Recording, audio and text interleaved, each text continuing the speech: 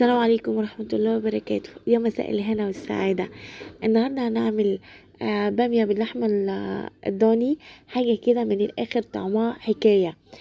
تعالى أقولك أنا عملت إيه. أنا نزلت بكام قطعة كده بدهن اللحم، نزلت عليها بمعلقة سمنة بلدي، ونزلت كمان بصلاية متوسطة متقطعة مربعات صغيرة خالص ناعمة، ونقلب شوية لحد لما البصلاية تدبل، تاخد بس كده تشويحتين 3، وبعدين هننزل باللحمة. اللحمة طبعا انا مقطعاها وسط، مش كبيرة ولا صغيرة، لان هي لسه هتستوي في الصلصة، فممكن طبعا تكش يعني حاجة بسيطة كده، فخلينا في الوسط. تمام. البصلاية انا سبتها تتشوح، هنزل عليها باللحمة تتشوح مع البصلة لمدة 3 4 دقايق. انا عايزة اللحمة تغير لونها، او بمعنى اصح تتشمع. بعد كده هقلبها كام تقليبة مع البصلة، واسيبها على النار متوسطة، هوطي عليها النار لحد ما تتشرب. وبعد كده هنزل الاول كمان بمعلقة توم مفروم، معلقة صغيرة مش كبيرة، لان لسه هحط توم تاني. بس هسيبهم بقى، اسيب اللحمة تتشوح مع البصلة والثوم، وهوطي عليها النار واغطيها لحد لما تشرب ميتها. تمام. انا هحط كمان رشة من الفلفل الاسود، وده طبعا علشان زفرة اللحمة، يعني بيشيل زفرة اللحمة عامة، وبيدي طعم حلو جدا وريحة حلوة للحمة. تمام. انا كده خلاص اللحمة شربت ميتها، هبدأ انزل بالصلصة. طبعا اللحمة ما استوتش، اللحمة مجرد اللي هي اخدت صدمة مع البصل مع الثوم لحد ما شربت ميتها. نزلت بالطماطم، دي طماطم مش صلصة، لان انا عايزة اللحمة تستوي في الطماطم. تمام. هنزل برشة فلفل اسود حلوة حلوة كده، وهوطي عليها النار واقفلها بالغطا.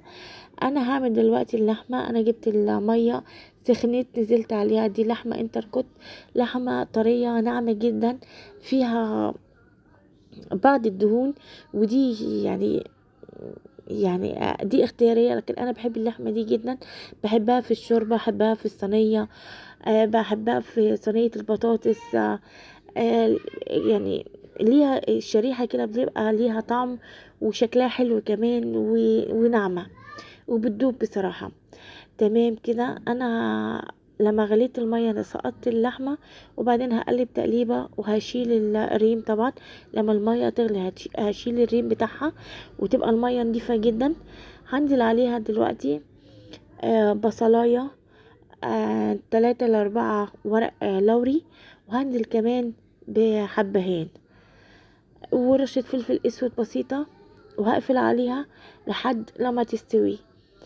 هي دي كده بس اللحمة استوت. انا طبعا يعني انا بعمل كده للبنات المبتدئين اللي لسه داخلين المطبخ جديد. كده خلاص اللحمة استوت. وبعد كده انا حطيت عليها كمان كوباية مية لحد ما غلت قدامكم. نزلت بالبامية. هنزل كده برشة فلفل اسود برضو حلوة، لان ما حطيتش فيها كتير. تمام. هنزل كده بقى بقرنين فلفل حامي ورومي، ونزلت كمان بنص معلقه فل توم مفروم، ما يكونش كتير طبعا لان انا حطيت في الاول. تمام كده. انا نزلت بالفلفل الحامي والفلفل كمان الرومي، وايه وخلاص كده. تمام. هنوطي عليها النار، واهم حاجه هنعصر عصره ليمون. طب ليه عصره الليمون؟ علشان ما يعني المزلقه بتاعتها، طبعا انا غسلين الباميه غسيل نضيف جدا، بس الليمونه بتبقى حلوه جدا كمان في الباميه، بتشيل اي لزاجه فيها. وبتاخد بقى يعني بصوا، يعني انا بقلبها ما فيش ولا بتلزق ولا اي حاجه من دي خالص، حاجه كده بناكلها بالف هنا وشفا. خلاص هغطي عليها، وبعدين خلصت الطبخة بتاعتنا او الوصفة بتاعتنا، وبألف هنا وشفا. الشوربة طالعة بيضة زي الفل. ناقصها بس رشة فلفل اسود. تمام كده. والبامية وبألف هنا وشفا، ممكن ناكلها بالعيش، ممكن ناكلها بالرز، ممكن ناكلها بالعيش المحمص. طبعا دي كلها اختيارات، وكل ده على حسب ذوقكم. وألف هنا وشفا، يا رب وصفتي تعجبكم. باي باي.